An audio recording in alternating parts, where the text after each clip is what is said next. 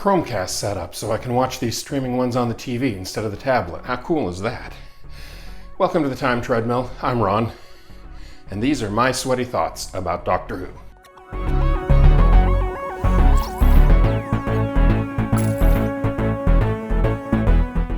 I have now entered the heart of the section of classic Doctor Who where I have no DVDs to watch. I've told the story before, but way back when I started buying Doctor Who on DVD, initially it was just randomly whatever one came out that month or whatever was a good deal. And then eventually I started filling in smaller runs of consecutive episodes, and as that began to grow, I started filling in more from the ends and working inwards. And so I reached the point where I had everything that was available for the first, second, and third Doctor, and for the fifth, sixth, 7th, 8th, and on into the modern series. And I was just in the process of filling in the 4th Doctor when the DVDs started going out of print. Now at this point, they're gradually releasing season sets on Blu-ray of the classic Doctor Who, and Tom Baker being far and away the most popular Doctor, the pattern seems to be that they'll release a Tom Baker set and then do one for another Doctor, and then do another Tom Baker set,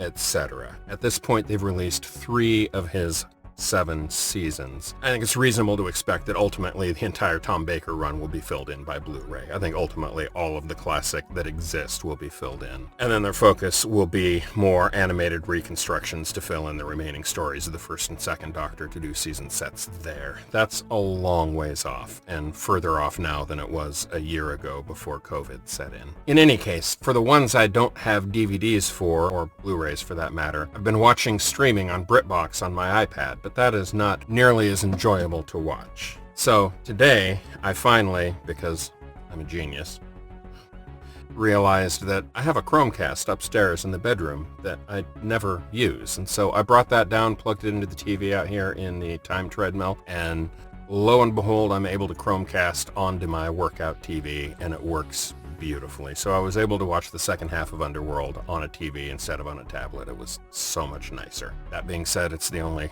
nice thing about watching the remainder of Underworld. The second half is even less entertaining than the first half. In fact, the only entertaining thing about the whole story was when the bad guys are unmasked and you get to see their real kind of robot faces. And here's where I have to point out that I didn't realize until I was watching back the video from yesterday what the name of this race of people sounded like. See, they are minions from the planet Minyos. That's Minyos, M-I-N-Y-O-S, and they're minions, M-I-N-Y-A-N-S,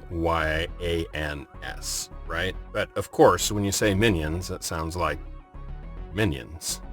And wouldn't you know it, the bad guys look like minions. Anyway, overall, Underworld is just a pretty underwhelming story. It's not actively bad, it's just dull and undercooked and predictable, and yeah, I guess that makes it kind of bad after all. What can you do? On the upside, tomorrow I begin The Invasion of Time, and that one is a good story. I'll see you tomorrow.